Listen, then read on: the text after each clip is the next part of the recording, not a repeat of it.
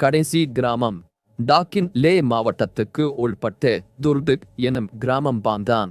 தேசோ ஏரிக்கு செல்லும் வழியில் சாம்லா மலைப்பாதைக்கும் டாம்ஸ்டே கிராமத்துக்கும் இடையே கடல் மட்டத்திலிருந்து 3800 கிலோமீட்டர் உயரத்தில் உள்ளது.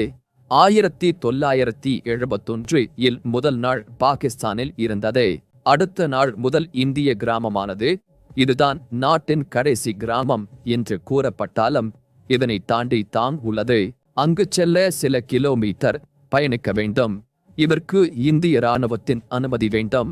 லடாக்கில் உள்ள தோசி மோடிய நோப்ரா சாலைகளில் தூங்கும் ராட்சதர்கள் போன்ற வடிவிலான குன்றுகள் கடைசி இராணுவ சோதனை சாவடியை கடந்து மணிக்கணக்கில் பயணித்தவுடன் பாலைவனம் திடீரி பசுமையாக மாறும்.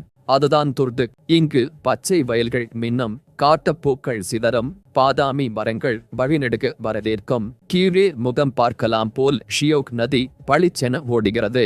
செதுக்கப்பட்ட பால்சுனிகள் நீல கதவுகளை கொண்ட வீடுகளுக்கு இடையே கல் பாதைகள் பின்னி பிணைந்துள்ளன. வழிநெடுக பாதாமி மரங்கள் மஞ்சள் பழங்களை உதிர்க்கின்றன. காற்று, மரப்புகை, ஈரமான மண், இனிப்பின் வாசனையை கொண்டுள்ளன.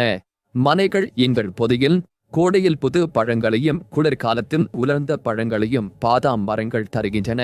ஒரு பொது குழந்தை திறக்கும் போது புதிய மரத்தை நடுகிறோம். யாராவது இறந்தால் மரத்துக்கு தண்ணீர் ஊற்றுவோம் என்கின்றனர் கிராமவாசிகள். இந்த கிராமத்தில் 300 வீடுகள் உள்ளன. இங்கு வசிப்போர் முஸ்லிம்கள்.